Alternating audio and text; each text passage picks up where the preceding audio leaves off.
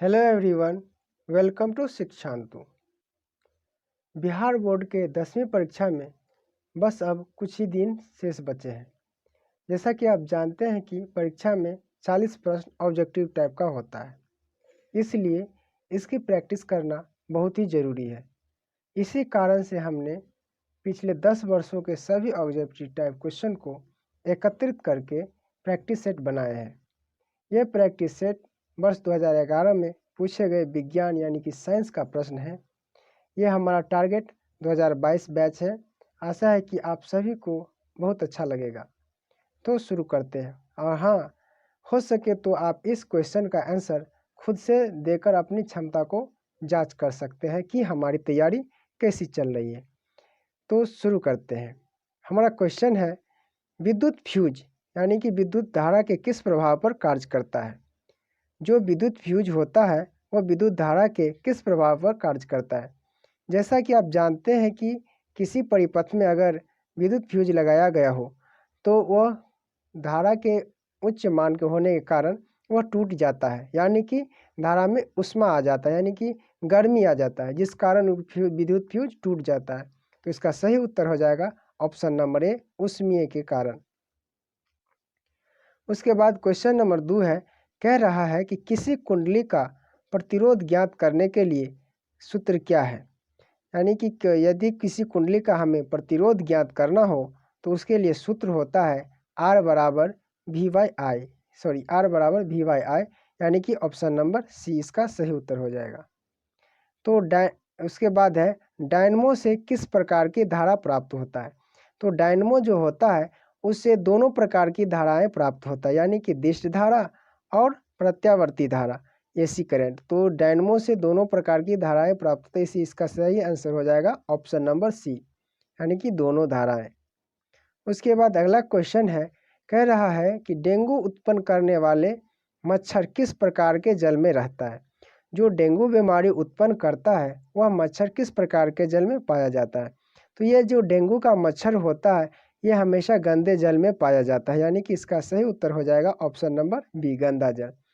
यहाँ एक क्वेश्चन और बता दूं, जो डेंगू उत्पन्न करने वाला मच्छर होता है तो उसका नाम होता है मादा एडीज मच्छर।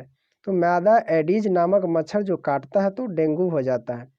यहाँ पर मादा एडीज को मादा एनाफिलीज मच्छर से मत कंफ्यूज करना, क्योंकि मादा एनाफिलीज मच्छर के काटने से मलेरिया होता है और मादा एडीज मच्छर के काटने से डेंगू होता है।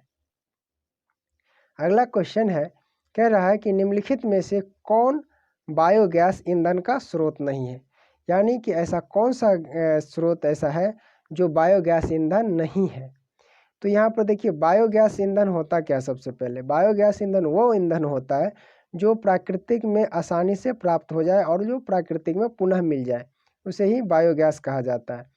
तो यहाँ पर लकड़ी भी प्राकृतिक से उत्पन्न होता है, गोबर गैस भी है और कोयला भी है, लेकिन जो ये नाभिकीय ऊर्जा है ये केमिकल प्रोसेस होता है, तो ये नाभिकीय अभिक्रिया के द्वारा उत्पन्न किया जाता है। तो ये इसका सही उत्तर हो जाएगा ऑप्शन नंबर सी, यानी कि यह बायोगैस ईंधन नहीं है।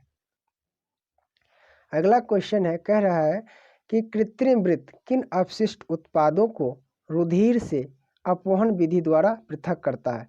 यानी कि जो कृत्रिम वृक्क होता है, वृक्क का मतलब हो गया किडनी, जो कृत्रिम वृक्क होता है तो हम उसके खून से किस प्रकार के जो खराबी होता है उसको बाहर करता है।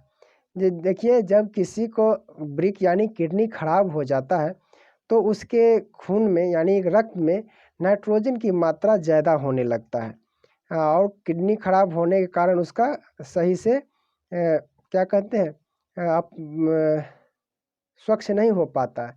तो उसे एक अपवहन विधि जिसे डायलिसिस कहा जाता है, डायलिसिस विधि के द्वारा उसके खून से नाइट्रोजन को बाहर कर दिया जाता है, यानी कि साफ कर दिया जाता है। तो कृत्रिम वृक्क के द्वारा अपवहन विधि में नाइट्रोजन को अलग किया जाता है, इसका सही उत्तर हो जाएगा ऑप्शन नंबर ए।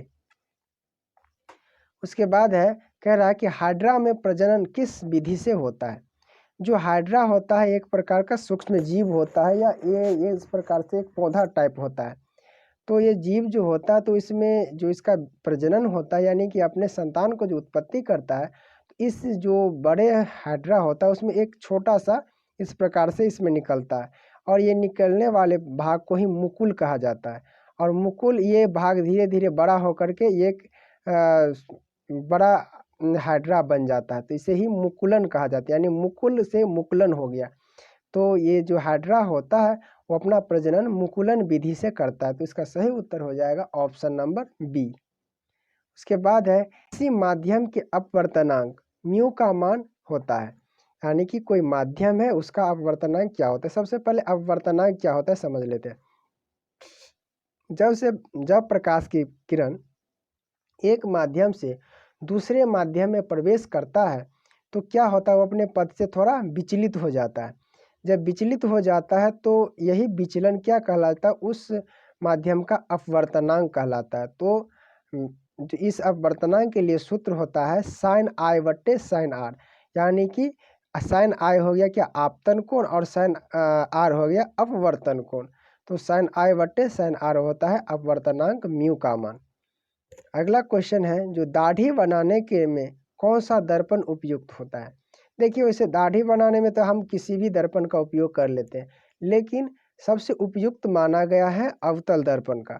अवतल दर्पण इसीलिए क्योंकि अवतल दर्पण जो होता है वस्तु से बड़ा प्रतिबिंब बनाता है, यानी कि जो कि कोई चीज़ रहेगा उससे बड़ा प्रतिबिंब बनाएगा, इसीलिए इसका उपयोग किया जाता है दाढ़ी बनाने में।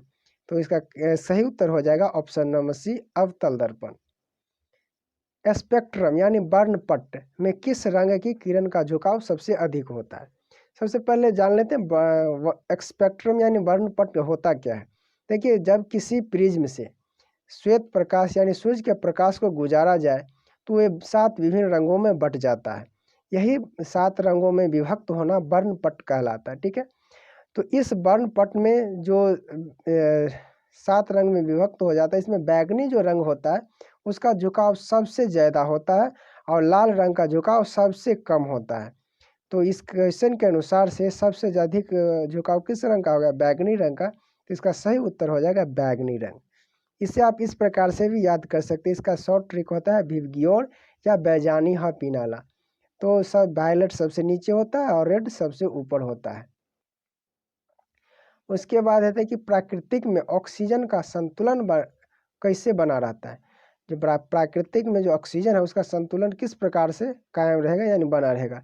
तो प्रकाश संश्लेषण के प्रक्रिया के द्वारा ही ऑक्सीजन का संतुलन बना रहता है। तो इसका सही उत्तर हो जाएगा प्रकाश संश्लेषण, जो पौधों द्वारा होता है।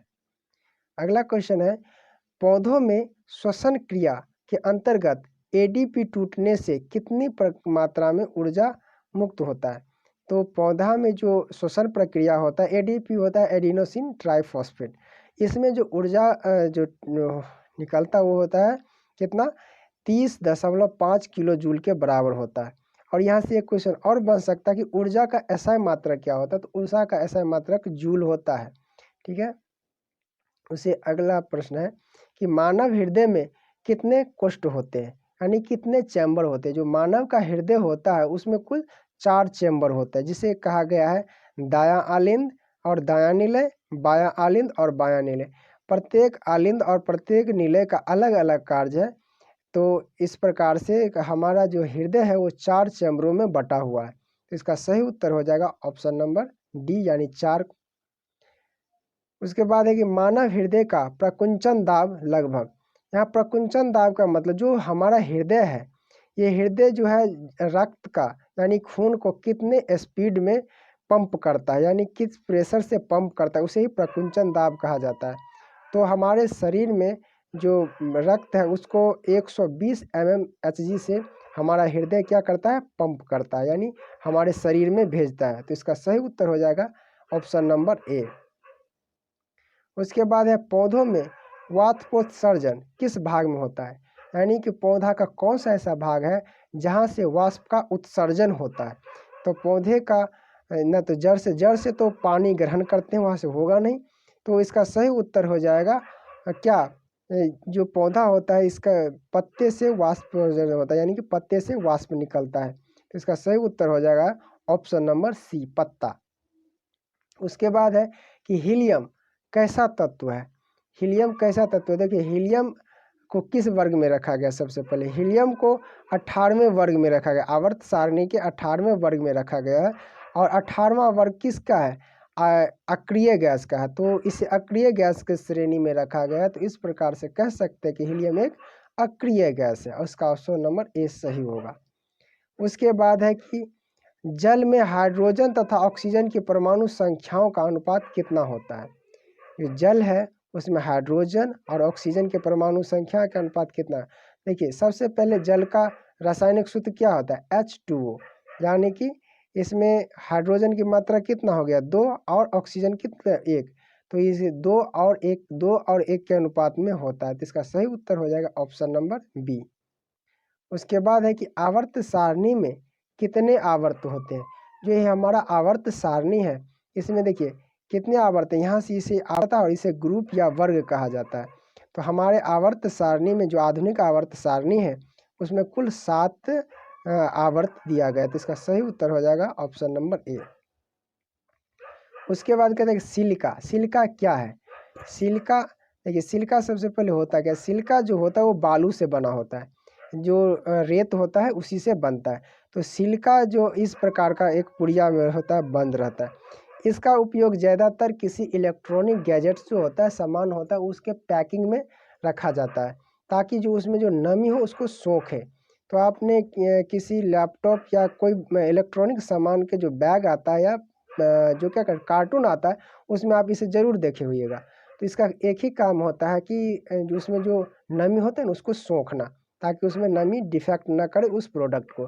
तो ये एक अधातु होता है। तो इसका सही उत्तर हो जाएगा ऑप्शन नंबर बी, अधातु। उसके बाद इसका अंतिम क्वेश्चन है कि कहता है OH क्रियाशील मूलक किसका क्रियाशील मूलक है? तो OH हम जानते हैं, OH से क्या होता है? अल्कोहल होता है। तो इसका सही उत्तर हो जाएगा अल्कोहल। तो 2011 में कुल पहले तो कम ही क्वेश्चन पूछा जाता था ऑब्जेक्टिव टाइप। 2011 में कुल 20 ही क्वेश्चन पूछा गया था ऑब्जेक्टिव टाइप में, यानी बहुवैकल्पिक क्वेश्चन में। तो इस प्रकार से कुल 20 क्वेश्चन का हमने डिस्कस किया। आशा है कि आपको अच्छा लगा होगा। अगर अच्छा लगा है तो आप इस चैनल को सब्सक्राइब कर लिए और अपने दोस्तों के साथ ज़रूर शेयर करिए ताकि सबका भला हो और सबका अच्छा हो। तो मिलते हैं अगले वीडियो में, तब तक के लिए जय हिंद।